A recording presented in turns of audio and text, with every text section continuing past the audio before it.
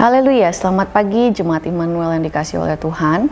Kembali lagi dalam program Berkat Pagi. Di pagi hari ini kita akan sama-sama belajar kebenaran firman Tuhan sebelum kita melakukan aktivitas kita di sepanjang hari ini. Saya yakin dan percaya firman Tuhan akan menjadi kekuatan bagi kita pada hari ini. Puji Tuhan, kita masih ada di Injil Matius, dan langsung saja kita mau sama-sama buka pagi ini di dalam Matius pasalnya yang ke-11, ayatnya yang ke-20 sampai ke-24. Saya akan bacakan bagi saudara semua, saudara bisa memperhatikan di rumah. Matius pasal yang ke-11 ayat 20 sampai 24. Lalu Yesus mulai mengecam kota-kota yang tidak bertobat, sekalipun di situ ia paling banyak melakukan mujizat-mujizatnya. Celakalah engkau Korazim, celakalah engkau Betsaida, karena jika di Tirus dan di Sidon terjadi mujizat-mujizat yang telah terjadi di tengah-tengah kamu, sudah lama mereka bertobat dan berkabung. Tetapi aku berkata kepadamu, pada hari penghakiman, tanggungan Tirus dan Sidon akan lebih ringan daripada tanggunganmu. Ayat yang ke-23, dan engkau Kapernaum, apakah engkau akan dinaikkan sampai ke langit? Tidak. Engkau akan diturunkan sampai ke dunia orang mati. Karena jika di Sodom terjadi mujizat-mujizat yang telah terjadi di tengah-tengah kamu, kota itu tentu masih berdiri sampai hari ini. Tetapi aku berkata kepadamu, pada hari penghakiman, tanggungan negeri Sodom akan lebih ringan daripada tanggunganmu. Puji Tuhan. Dalam ayat ini, Yesus jelas sekali mengecam beberapa kota. Disebutkan di beberapa ayat ini, yaitu ada 3 kota yang dikecam oleh Yesus, yaitu adalah Korazim, Betsaida, dan juga Kapernaum. Kalau kita pelajari, kota-kota tersebut merupakan kota-kota yang memang paling banyak Yesus melakukan mujizat. Namun sekalipun paling banyak melihat, mengalami, merasakan mujizat daripada Allah, ironisnya mereka tidak mau bertobat. Oleh sebab itu Yesus mengecam kota-kota ini, bukan lagi menegur saudara, tapi sudah mengecam setiap kota-kota tersebut. Terlebih khusus lagi kota Kapernaum. Kalau kita baca, Yesus membandingkan kota Kapernaum ini dengan kota Sodom. Kita tahu betapa berdosanya kota Sodom, sehingga Tuhan mengirimkan api untuk memusnahkan kota tersebut. Tapi di sini Yesus mengatakan bahwa seandainya di Sodom terjadi mujizat-mujizat sebanyak yang dialami di Kapernaum, sudah pastilah kota Sodom yang berdosa itu masih bertahan sampai hari ini dan mereka pasti mau bertobat.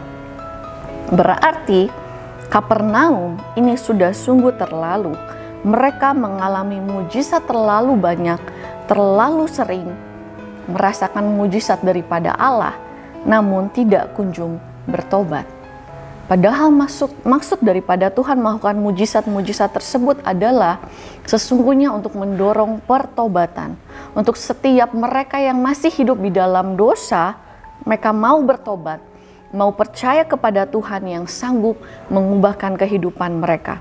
Namun ternyata tidak semua orang yang menerima mujizat Tuhan mampu mengerti dan meresponi mujizat tersebut di dalam kehidupannya.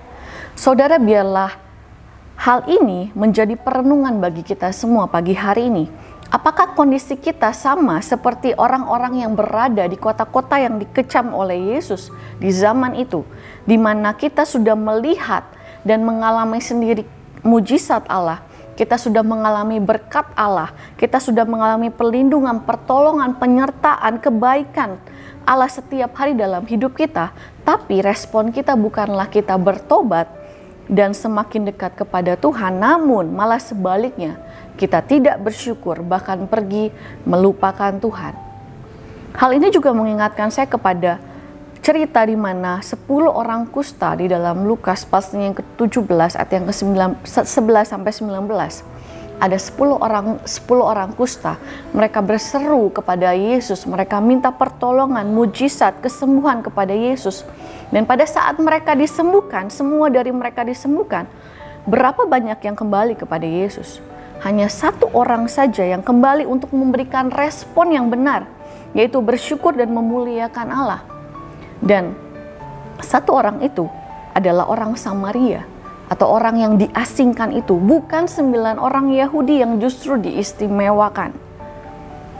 Kita belajar kalau hari-hari ini ada banyak sekali anak-anak Tuhan yang sama seperti 10 orang kusta itu, memerlukan mujizat Tuhan, memerlukan kesembuhan, memerlukan pertolongan Tuhan. Pada saat itu mereka rajin berdoa, rajin datang kepada Tuhan, berseru-seru kepada Tuhan setiap hari. Namun pada saat mereka sudah mengalami mujizat Tuhan, pada saat mereka sudah ditolong oleh Tuhan, mereka lupa dan malah pergi meninggalkan Tuhan. Saudara, janganlah kita menjadi jemaat-jemaat yang datang kepada Tuhan hanya karena ada perlunya saja. Kita mau terima mujizat, tapi kita menolak membangun hubungan dengan Tuhan dan gerejanya. Saya berdoa pagi hari ini supaya setiap kita semua tidak menjadi bagian dari orang-orang yang seperti itu. Karena bagi orang-orang yang tidak mau bertobat, yang hanya mau mujizatnya saja, yang hanya mau berkatnya saja, tapi mereka tidak mau bertobat, tidak mau membangun hubungan dengan Tuhan, Yesus katakan sendiri bahwa celakalah mereka. Mereka harus mempertanggungjawabkan keselamatan mereka sendiri. Mari kita mau melakukan seperti yang orang Samaria itu lakukan, meresponi mujizat Allah dengan bersyukur dan bertobat, hidup bagi Allah yang sudah menyelamatkan kehidupan kita. Pagi hari ini, baiklah kita menjadi jemaat yang dewasa, mengerti maksud Allah, mengerti mujizatnya itu, membuat kita semakin percaya, membuat iman kita semakin dikuatkan, dan biarlah respon kita mau mendekat, lebih dekat lagi kepada Tuhan. Amin. Biarlah kebenaran firman Tuhan pagi hari ini menegur serta memberikan jawaban di dalam setiap kehidupan kita, bahkan memberkati kehidupan kita. Puji Tuhan, Immanuel, Allah beserta kita.